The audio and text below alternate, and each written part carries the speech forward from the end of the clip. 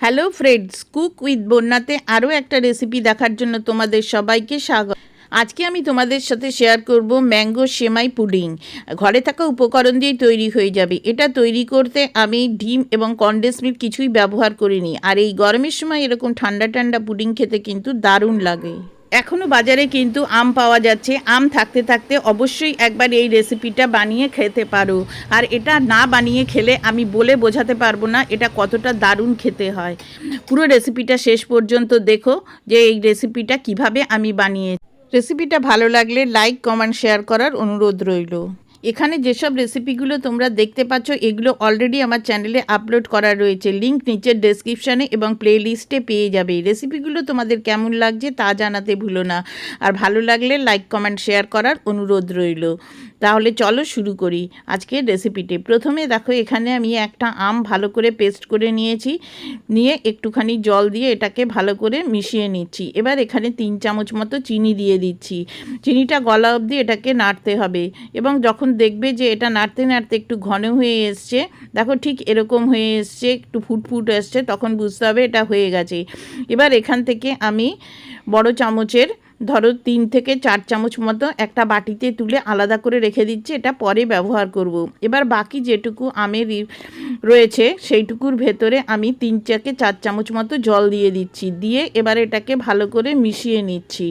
দেখো যখন এরকম মিশে যাবে, ফুট ধরবে, তখন এখানে 1 চামচ মতো জিলেটিন একটু জল দিয়ে ভিজিয়ে রেখেছিলাম সেইটা এর ভেতর দিয়ে দিচ্ছি। জিলেটিনের পরিবর্তে তোমরা আগার আগার পাউডারও ব্যবহার করতে পারো। এবার জিলেটিনটা এটার সাথে মিশিয়ে আরও 1 থেকে 1.5 মিনিট মতো ভালো করে ফুটিয়ে নেবে। দেখো এরকম হয়ে এসছে। এবার যেটার মধ্যে আমি পুডিংটা জমাবো ঠিক সেই বাটিতে এই আমের এইটা ঢেলে দিতে হবে। দিয়ে এবারে এটাকে একদম রুম টেম্পারেচারে রেখে একদম ঠান্ডা করে নিতে হবে। এবার পরের স্টেপে চলে যাচ্ছি। এখানে 1 চামচ মতো আমি ঘি দিয়ে দিলাম। দিয়ে এখানে দেখো ব্যাম্বিনো যে সরু সেমাইটা আছে আজকে আমি সেটা ব্যবহার করেছি। এবার এইটাকে প্যাকেটের ভেতরেই এরকমভাবে ভেঙে নেবে। বাইরে ভাঙতে গেলে এটা অনেকটা ম্যাসি হয়ে যায়, প্যাকেটের ভেতর ভেঙে নিলে এটা জায়গাটা নষ্ট, মানে জিনিসটা ছড়িয়ে যাবে না। এবার এই পুরো প্যাকেটটা আমি দিয়ে দিলাম। দিয়ে গ্যাসের ফ্লেমটা মিডিয়ামে রেখে এটাকে একটু সময় দিয়ে 2 থেকে 3 মিনিট মতো ভালো করে ঘিয়ের সাথে ভেজে নিতে হবে। দেখো এটা আমার এরকম লাল লাল হয়ে গেছে, ভাজা হয়ে গেছে। এবার এটাকে নামিয়ে আমি একটা সাইডে রেখে দিচ্ছি। এবার একটা কড়াইয়ে আমি 750 ml মতো দুধ নিয়ে নিয়েছি। দুধটা গরম হয়ে গেলে পরে এখানে হাফ কাপের থেকে একটু বেশি চিনি দিয়ে একটু এটাকে ফুটিয়ে নেব। 2 থেকে 3 মিনিট মতো ফুটিয়ে দুধটাকে একটু ঘন করে নিতে হবে। দেখো দুধটা আমার মোটামুটি ঘন হয়ে গেছে। এবারে ভেজে রাখা সেমাইগুলো এর ভেতরে দিয়ে দিতে হবে। এই সেমাইটা এতটা সরু, এটা রান্না করতে কিন্তু একদম বেশি সময় লাগে না, ঝটপট এটা তৈরি হয়ে যাবে। এটাকে আমি আরও দুধের মধ্যে দিয়ে আরও 3 থেকে 4 মিনিট মিডিয়াম হিটে ভালো করে ফুটিয়ে নিই। যখন দেখবে যে এরকম টকবক টকবক করে ফুটতে শুরু করেছে এবং দুধটাও অনেকটা ঘন হয়ে এসছে, তখন এখানে আমি 2 চামচ জিলেটিন ওরকম গরম জল দিয়ে গুঁড়ো রেখেছিলাম সেইটা এর ভেতরে দিয়ে দিচ্ছি। দিয়ে এবারে এটাকে আবারও ভালো করে মিশিয়ে নেব। গ্যাসের ফ্লেমটা কিন্তু এই সময় একদম মিডিয়ামে রাখবে, হাইয়ে দেবে না, তাহলে কিন্তু নিচে লেগে যেতে পারে। দেখো এটা কিন্তু অনেকটা ঘন হয়ে এসছে, এর থেকে বেশি আর ঘন করার দরকার নেই। দেখলেই বুঝতে পারছো এটা কতটা ঘন হয়ে এসছে। এবারে যে আমের মিশ্রণটা আমি তুলে রেখেছিলাম সেইটা এর ভেতর দিয়ে দেবে। আমটাকে যদি চিনির সাথে এরকম ফুটিয়ে দাও তাহলে দেখবে যে দুধটা কিন্তু কখনোই ফাটবে না। 2-3 ফোঁটা আমি ম্যাঙ্গো এসেন্স দিয়ে দিচ্ছি। তোমরা চাইলে এখানে এলাচির গুঁড়োও দিতে পারো। দেখো বেশ অনেকটাই ঘন হয়ে গেছে, আর কিন্তু ঘন করার দরকার নেই।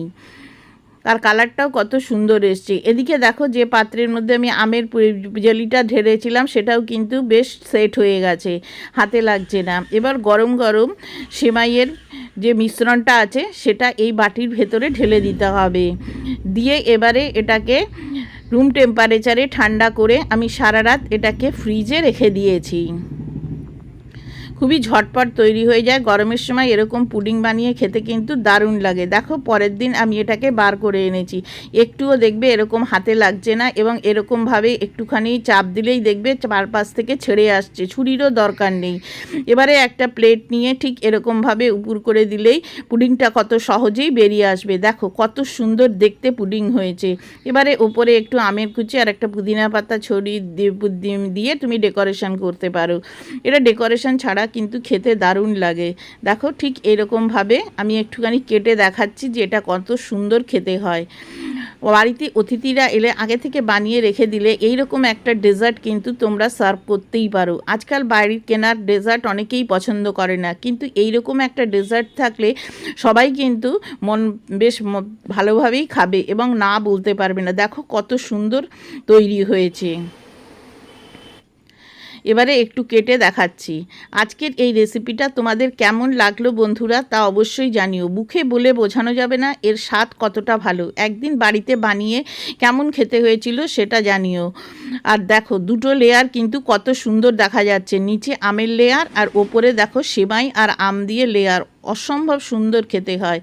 আমার এই ডেজার্টটা কিন্তু সবচেয়ে বেস্ট লাগে। আম থাকতে থাকতে অবশ্যই একবার এই ডেজার্টটা বানিয়ে ট্রাই করে দেখতে পারো। আর গরমের দিনে এরকম ঠান্ডা ঠান্ডা একটা পুডিং খেতে কিন্তু দারুণ লাগে। পুরো রেসিপিটা শেষ পর্যন্ত দেখার জন্য অসংখ্য ধন্যবাদ। রেসিপিটা ভালো লাগলে সাবস্ক্রাইব করে বন্ধু হয়ে যেও, পাশে থাকা বেল আইকনটা বাজিয়ে দিও, যাতে যখনই আমি কোনো নতুন রেসিপি আপলোড করব সবার প্রথমে তুমি তা দেখতে